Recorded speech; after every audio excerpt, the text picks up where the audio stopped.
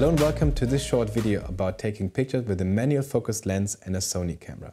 A lot of photographers don't know how easy it can be to shoot with a manual focus lens and still use partially the autofocus system of your camera.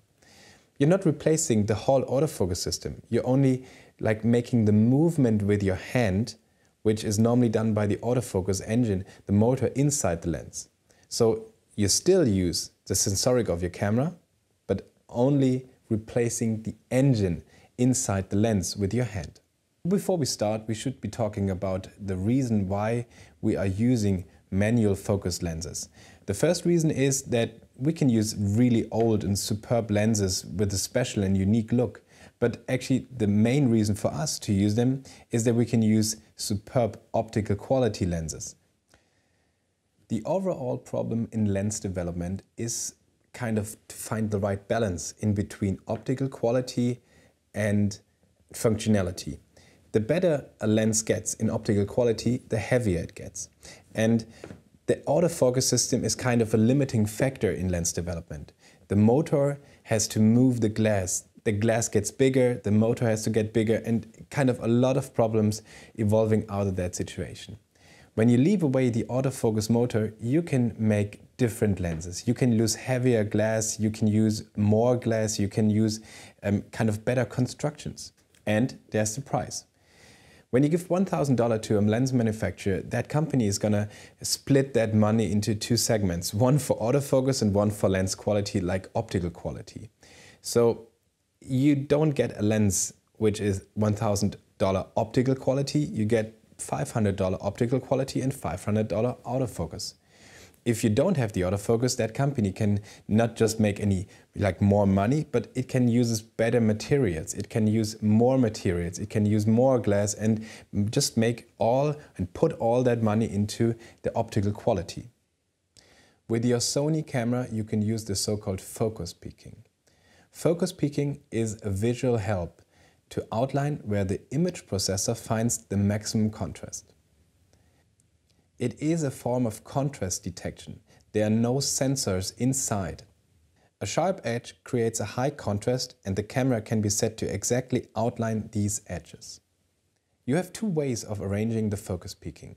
One is the color and two is the level. The color should not be set to green when you shoot a field of green grass. The level of the focus peaking is the sensitivity or threshold of the function. A high level will outline even slight contrast, whereas the low level will only show the sharpest area of the image. Which level to choose depends on the subject and the settings of your camera. I, for instance, choose a low level when shooting telephoto lenses. And I also choose a low level when shooting wide angle with a lot of textures inside the image. Always keep in mind, focus peaking is not a 100% reliable system. But if you change the color and level accordingly to the subject and watch out for contrast traps, then you'll get a nearly 100%.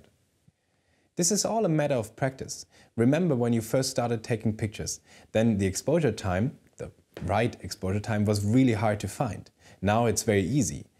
The same thing is going to happen with manual focus lenses. When you start using them, you find it kind of a bit awkward in the beginning, but then you get used to it very quickly and very soon you will be able to shoot in different and difficult situations with no problems at all. And by the way, when working with specially designed manual focus lenses, the transmission is different than with autofocus lenses. So you can find it at home a bit hard to use manual focus with autofocus lens, but when you're using it with specially designed manual focus lenses, the transmission is so much softer and really perfect to get the right spot with your focus. One trick at the end. Always keep in mind the depth of field of your current settings.